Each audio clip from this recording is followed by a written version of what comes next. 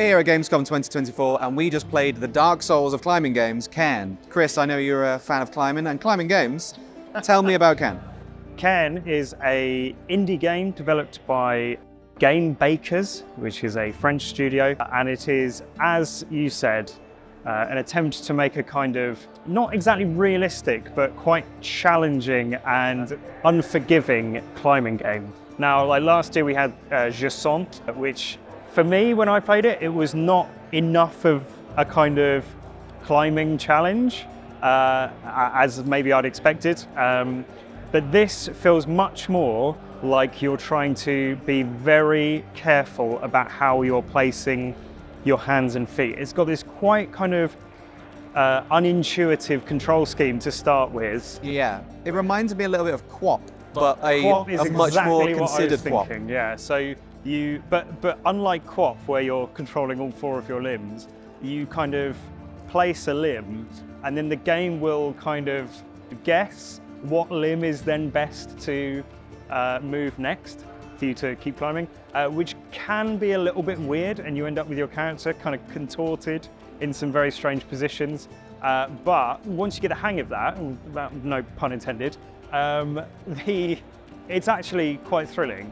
The thing that they kept saying is that they kept comparing it to Dark Souls, right? Which is usually quite hyperbolic, but it feels weirdly justified here. Yeah, so you'll be climbing like a rock face, and the area that we played was a kind of introduction training area, but when you reach the end of that, you see the mountain that you are going to climb in the full game, which apparently is just like one big mountain, and you know, best of luck, off you go. You can pick whatever route up these rock faces you like. There's no kind of like restriction on how you want to tackle it, and because of that, it has a very kind of like freeform feel, and you're using like pitons to give yourself little checkpoints and stuff, but you have to manage your stamina, which is not like a status bar, it's like vibe based. Like your character will start shaking through the strain of holding themselves up, the controller's shaking. It becomes very intense very quickly. There was a bit towards the end of the demo where I had leapt from one rock stack onto a cliff face, and then after I'd done that, the developer was like, oh, did you realize you don't have any pitons left, which are your kind of like checkpoints? And that's when it started feeling like a Souls game, where you're out of Estus and you're desperately trying to like finish the boss before you die or reach the next bonfire, whatever it is. And you know, my hands were sweaty. I was getting the kind of like, oh my God, palpitations. So suddenly it did feel like what they are trying to do with it. It's got this quite interesting art style. The thing it reminded me of was the Prince of Persia game from like 2008. Yeah, it's quite an interesting game. They're trying to blend that climbing stuff with a few other things. So there's like a story, which they didn't really go into too much depth with, but the vague idea they gave was that it's about someone overcoming something, you know, like a climber climbing a mountain, and they are going to learn something about themselves or get over something, right? It's a very potent metaphor, climbing over a mountain, right? You can kind of fill in the gaps, I bet. There's also a kind of weird survival game aspect to it, where you're like collecting thistles and like dandelions and stuff, and you've got to like fill up your water bottle at streams to make sure you're hydrated, make sure it popped up very briefly, but it seems weather's going to come into play. We noticed that if you fall, you can break these pitons, and then you have to sort of salvage broken ones together, fix them up at your base camp.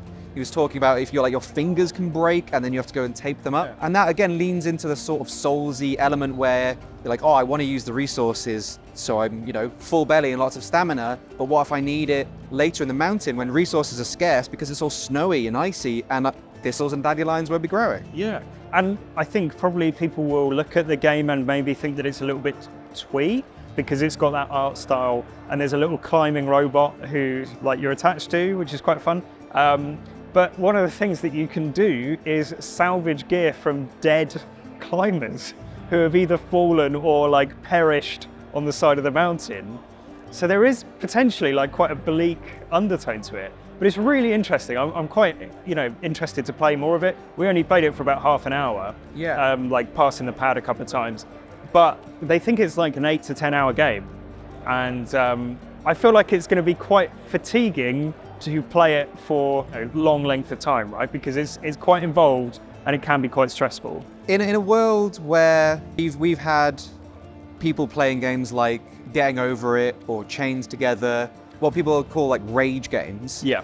This feels like it's got a really good chance of finding an audience, especially when, you know, streamers like games like that, because I think it can both tap into that satisfying exploration element, because it felt a little like Zelda. We're like, I want to climb up that and I want to go there and I want to see what's up there. Yeah. But also there's modes where you can climb without ropes, and if you fall, that's it, you're done. Yeah. So I think it will tap into both someone that might like exploration, but the audience that games like Getting Over It found, where they want to be punished and want to sort of walk that knife edge as well. Yeah, they talked a lot about how they've worked with real mountain climbers and, you know, cliff face climbers. And one of the things they want to get across, which again ties into this whole like Souls thing, is they want to like communicate the sense of achievement and like the struggle and then overcoming something. And like you said, there's a mode or like a difficulty setting which is like free solo climbing, which if you've seen the documentary Free Solo, no ropes, no pitons, literally just you in the cliff face, and it's permadeath. So I can definitely see a lot of people getting a lot of mileage out of that on YouTube. And yeah, really, like you said, imagine getting eight hours of the way up a mountain and then falling off. You at one point accidentally threw yourself off the mountain entirely, which was quite comical. In a scene that was very similar to the Spider-Man 2 scene, the spine just goes snap. Yeah. And I only lost like 20 minutes, but I was like actually a little bit fuming. Yeah, but you can see, again, it's like one of those things where it requires a kind of level of attention and care. I know exactly where I went wrong. Yeah. I knew exactly what could have prevented it, which, you know, is where games like this can fall.